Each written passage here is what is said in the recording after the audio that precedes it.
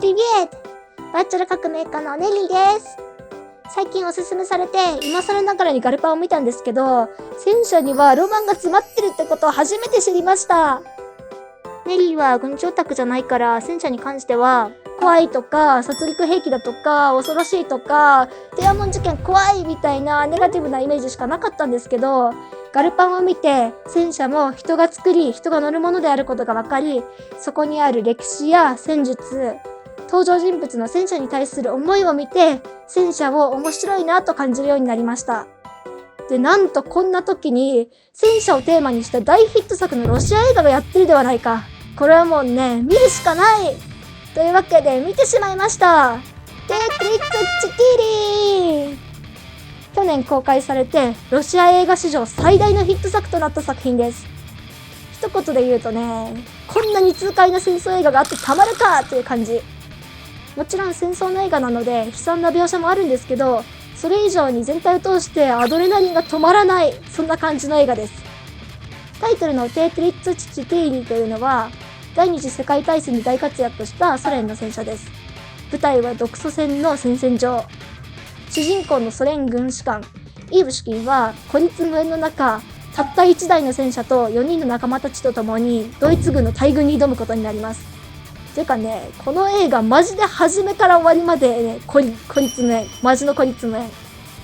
テクリッツ・チティーリどころかソ連戦車が他に一切出てこない。成功法だと確実に負ける戦況でどう裏をかいていくか。天才指揮官イーブシキンがどう立ち回ってドイツ軍を撃破していくのかというのが詳細に描かれていてめちゃくちゃに面白い。戦車は機動性がない分、気づいた時には相手にロックオンされてて積んでいたというか、気づいたら撃破されてたということもよくある話なんですよね。だからこそ戦車戦は数手先を読む頭脳戦で、その面白さがこの映画一本でたっぷり堪能できます。中盤でイーブシキンはドイツ軍の捕虜になってしまうんですけど、そこで弾薬も与えられずに相手の戦車の的になるだけという、なんとも鬼畜な軍事演習に参加させられることになります。この圧倒的不利な状況をどう生き延びるかというスリル。絶望的な状況なのに見ていて、イーブシキンこれからどうするつもりなんだって期待感しか湧かないのがね、本当にすごい。あと個人的には敵の指揮官がかっこいいのも嬉しいですね。ドイツ軍は基本的にやられ役なんですけど、指揮官のイエーガーは一筋縄ではいかない有能な軍人感が出ていて好きです。冷徹キャラかと思いきや、主人公に対して妙に親近感を抱いていたり、子供のように楽しそうなテンションで作戦を説明していたりと、こいつね、やったら可愛いの。ギャップで燃え死ぬかと思いました。推しです。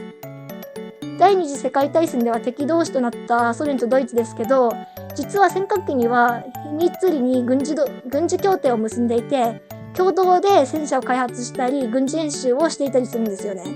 もしこれがね、10年くらい前の話だったら、イーブシキンとイエーガーは良き友人兼ライバルになったんじゃないかなって妄想すると、ちょっと楽しかったり切なかったりします。